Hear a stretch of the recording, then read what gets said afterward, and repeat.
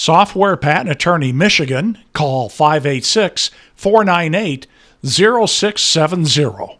Welcome to Patent Podcast with noted inventor and patent attorney Chris Maiorana. Each week, Chris answers your questions on patents, trademarks, and inventions. Now, here's Chris Maiorana.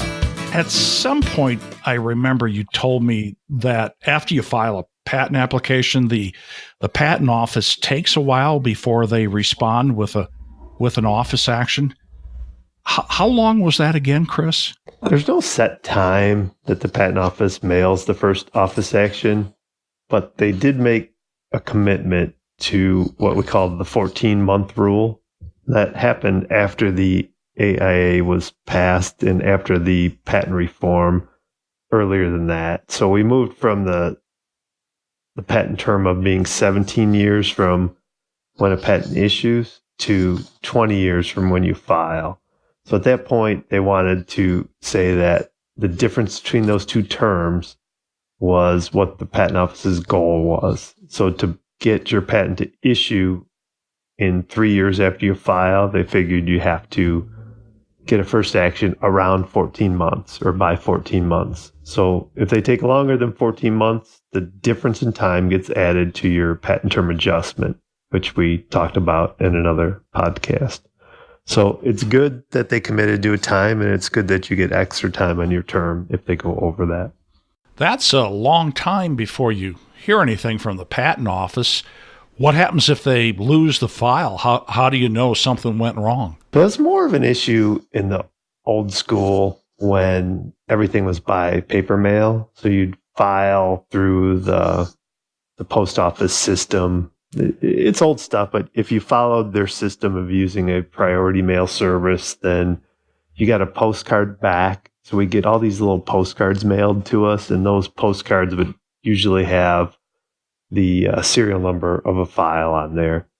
And then we had things that we could do to make sure that the patent office was processing things. So that was the old school. Now we file almost everything electronically. So then we immediately get what's called you get a filing receipt that's mailed to you. That's called the official filing receipt. We abbreviate that just to call it OFR.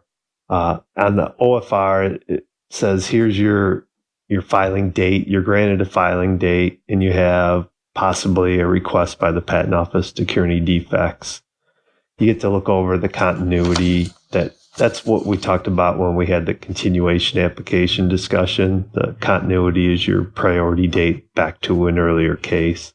But even before the filing receipt, you get an electronic confirmation that the application was filed. So you get a serial number, and you get a confirmation like right off the bat. So things are fairly modern when it comes to all that.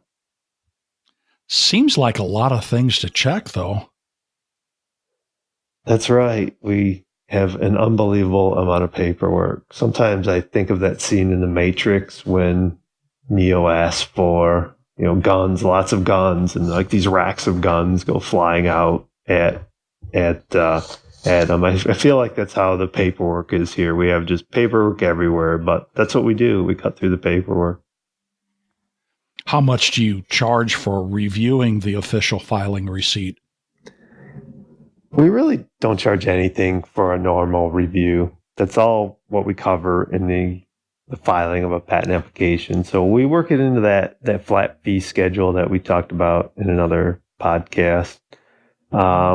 If we have to do a follow-up to cure a defect, like sometimes something's spelled wrong or there's some weird typo, we might have a small just transactional fee for that. But we try to be an efficient patent law firm and keep those kind of small things to a minimum. And if we do things up front where we do as many things electronically as possible, then these old school typos don't really even happen anymore because they pull the information right from our electronic documents. Is there anything else on the OFR that needs checking? We have a checklist internally that we run through. We want to make sure the inventor's name is spelled correctly, the title of the invention is spelled correctly. There's an entity status. of the applicant, and that's either large entity, small entity, or micro entity. We discussed that in another interview that we can take a look at if you'd like. There's a customer number that's on a filing receipt, and that helps organize things at the patent office. And a customer number is probably something I'll write down, and we can do a whole nother pod chat about that down the road. Thank you for listening to Patent Pod Chat with noted inventor and patent attorney Chris Maiorana. Join us next time as Chris answers your questions on patents, trademarks, and inventions.